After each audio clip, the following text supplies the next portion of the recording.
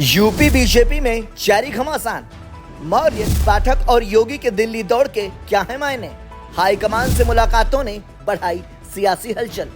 उत्तर प्रदेश में बीजेपी की सियासत एक बार फिर से गर्मा गई है। बीते कुछ दिनों में मुख्यमंत्री योगी आदित्यनाथ, डिप्टी सीएम केशव प्रसाद मौर्य और ब्रजेश पाठक के दिल्ली में प्रधानमंत्री नरेंद्र मोदी, बीजेपी अध्यक्ष जेपी नड्डा और गृह मंत्री अमित शाह से अलग अलग मुलाकातों ने सियासी अटकलें तेज कर दी हैं। इन बैठकों को लेकर कयास लगाए जा रहे हैं कि यह सब प्रदेश अध्यक्ष के चयन, संगठन में संतुलन और कैबिनेट में फेरबदल को लेकर हो रही रणनीति का हिस्सा है। प्रदेश अध्यक्ष को लेकर मंथन। बीजेपी अध्यक्ष भूपेंद्र चौधरी का कार्यकाल समाप्त हो चुका है, लेकिन पार्टी अब तक नया अध्यक्ष तय नहीं कर पाई है।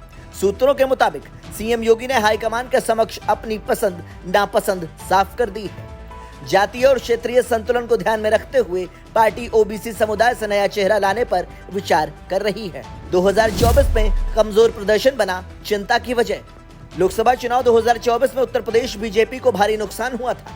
80 में से सिर्फ 33 सीटें जीतने वाली बीजेपी को 2019 की तुलना में 34 सीटों का नुकसान और करीब 8% वोट शेयर में गिरावट झेलनी पड़ी थी। ऐसे में अब 2027 के विधानसभा चुनाव में हैट्रिक की चुनौती बीजेपी के सामने है। सत्ता और संगठन में संतुलन की रणनीति। सीएम योगी और दोनों डिप्टी सीएम की एक मंच पर उपस्थिति यह दिखाने की कोशिश है कि सब कुछ ठीक है, लेकिन अंदर खाने सत्ता और संगठन में संतुलन साधने की गंभीर कवायद जारी है। हाईकमान नेताओं की आपसी खींचतान और क्षेत्रीय असंतुलन को ध्यान में रखकर फैसले ले रहा है। संभावित फेरबदल और समीकरण।